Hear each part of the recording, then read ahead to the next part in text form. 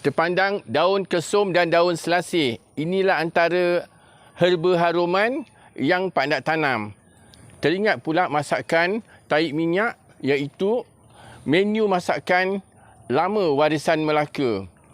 Nak petiklah nak buat, tapi tahi minyaknya mana nak dapat? Inilah dia yang Pak Nat nak paparkan pada minggu ini, iaitu menu masakan tahi minyak Melaka. Menu tahi minyak makanan warisan Melaka untuk paparan pada kali ini daripada herba-herba yang harum. Sama Pak Nat, pencetus guna herba. Bagi orang Melaka, tahi minyak ni memang dibuat sendiri. Lama nak masakkan tu. Di mana kelapa yang diparut disangai terlebih dahulu, kemudian diperah menjadikan santan. Dimasak agak lama seperti masak dodol juga, sehingga mengeluarkan minyak dan juga tahi minyak yang dipanggil oleh orang-orang lama. Memang sedap untuk masakan. Inilah dia yang Pak Nat nak tunjukkan. Menu masakan warisan Melaka lama, iaitu masakan tahi minyak dan herba-herba haruman. Untuk mendapatkan tahi minyak, menggunakan 6 hingga 10 biji kelapa, terutama sekali kelapa yang muda dan banyak santan, dan dimasak sehingga 5 hingga 6 jam. Bau dah sedap dia punya tahi minyaknya dan cantik dia punya rupa. Kalau orang-orang dahulu memasak lauk tahi minyak Melaka, memang menggunakan banyak herba. Di antaranya pucuk ubi, bunga kantan, serai yang dimesinkan dan juga dengan lengkuas dan juga pelbagai lagi dan beberapa lagi herba-herba, termasuklah kemangi ataupun selasih dan juga daun kesum. Ini antara ramuannya. Begitu juga dengan petai, begitu juga lengkuas dan juga sedikit petai. Dan yang menyedapkan dia adalah belimbing buluh. Itu antara ramuan-ramuan yang terdapat di dalam lauk tahi minyak orang Melaka. Memang istimewa, memang sedap. Harum je semerbak, memang sedap, menyelerakan.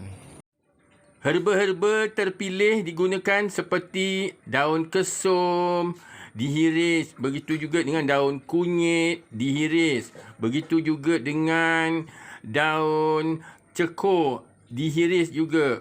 Dan dimayang, orang lama-lama kata mayang. Barulah kita kumpulkan dalam satu bekas. Begitu juga dengan bunga kantan, dihiris halus. Makin banyak bunga kantan, makin sedap, makin harum. Berganding pula dengan daun kesum dan juga dengan daun cekor dan juga dengan daun selasih. Boleh gunakan 4 batang bunga kantan dan dihiris ataupun dimayang halus. Kalau tak ada bunga kantan, kita boleh gunakan juga daun ketumbar untuk mengharumkan. Gandingan ni lah yang mengharumkan. Lagi menaik dia punya aroma. Begitu juga dengan rencah dia, iaitu gunakan ikan bilis boleh. Nak gunakan ikan udang kering pun boleh. Dan juga isi ikan kering. Semua boleh. Ikan bilis ni ditoskan, kemudian digoreng embal-embal sebelum dimasukkan dalam ramuan. Tahu goreng embal-embal, orang lama kata embal-embal.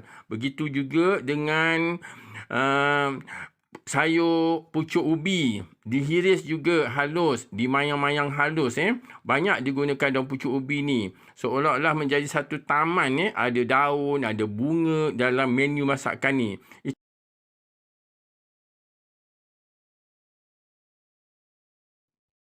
Rencah bawang putih, bawang merah pun digunakan juga supaya mesrakan lagi kuah dia dan juga dia punya sambal dia. Ni bawang putih pun dah dihiris, bawang merah pun dah dihiris. Kalau nak letakkan hirisan sedikit daun limau perut pun boleh. Dan yang paling penting adalah belimbing buluh. Belimbing buluh ni diracik-racik halus untuk dijadikan sebagai masam. Kerana menu masakan ni tidak menggunakan asam, tetapi daripada asam belimbing buluh dan juga masam dia daripada bunga kantan. Cantik kan bunga kantan yang dihiris-hiris, berbagai warna bunga kantan. Ini bunga kantan warna pink.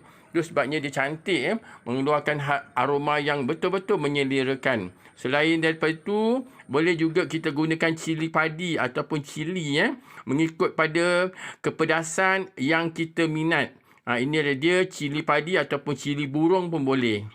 Saya bertanya dengan Puan Rosmah, penyediaan untuk membuat menu tarik minyak ni mengambil masa dalam 1 hari. Kena teliti, kena ingat ramuan-ramuan dia. Begitu juga dengan kunyit hidup pun untuk mencantikkan warna kuahnya. Inilah dia antara orang-orang lama yang begitu teliti di dalam satu-satu masakan hingga menjadi satu masakan warisan yang kita perlu pelihara. Begitu juga dengan air serai, serai wangi ataupun serai dapur pun boleh kita gunakan. Dan sedikit lengkuas di blender dijadikan air untuk jadikan kuah kepada sambal tarik minyak ni. Itulah dia antara herba-herba yang Pak Dak kira dah dekat 9 hingga 12 herba-herba. Belimbing buluh pun kita gunakan sebagai untuk masamkan dia dan diracik-racik halus. Dan boleh juga masukkan sedikit petai. Jadi kat situlah dia pelbagai ulam-ulam harum yang kita gunakan dalam menu masakan ini. Kita kena rancang dan membuat persediaan rapi untuk melengkapkan semua bahan-bahan dan ulam-ulam sedia ada. Begitu juga dengan cili giling. Zaman sekarang dah tak ada cili giling tetapi di blender. Cili kering ditoskan semalam dan disimpan. Barulah cantik cili tu untuk proses masakan warisan ini. Apabila semua ramuan, ulam dan semua bahan-bahan dah siap, proses memasaknya hanya makan masa 40 minit saja.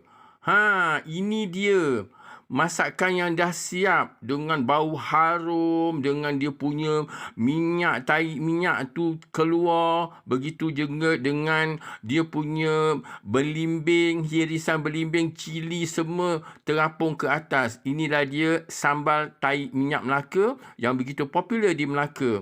Anda cubalah.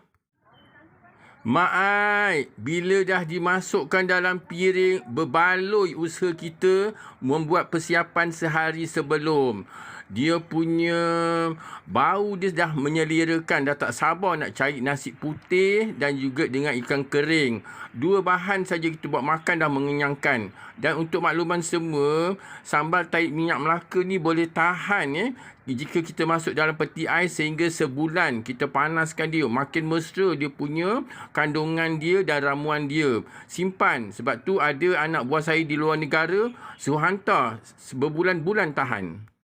Cara menyimpan sambal tarik minyak Melaka. Masukkan dalam botol yang kering, kemudian kita masukkan dalam peti ais. Bila kita nak gunakan, baru kita hangatkan dia. Itu caranya. Sampai 3-4 bulan tahan. Tetapi sambal tarik minyak Melaka ini sesuai dibuat semasa hari perayaan ataupun hari keramaian seperti majlis perkahwinan.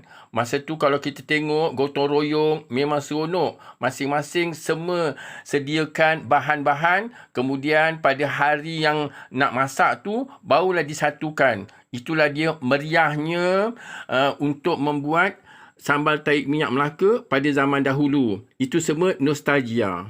Orang-orang Melaka yang dahulu kalau tak kenal menu masakan lauk tarik minyak, itu bukan orang Melaka. Sebab mereka dah dibiasakan makan menu-menu yang berulamkan, yang mempunyai haruman. Itulah dia istimewanya masakan lama yang Pak Dak nak paparkan. Bersama Pak Dak, pencetus guna herba. Terima kasih Pak Dak kepada jiran saya iaitu Puan Rosmah Bacik dan ibunya. Begitu juga mertua saya Puan Hajar Kecik yang saya telefon dia untuk menanyakan rahsia-rahsia orang-orang lama makan menu masakan tarik minyak Melaka. Memang sedap, memang harum. Kalau kita makan panas-panas keluar peluh, berkhasiat pada tubuh badan.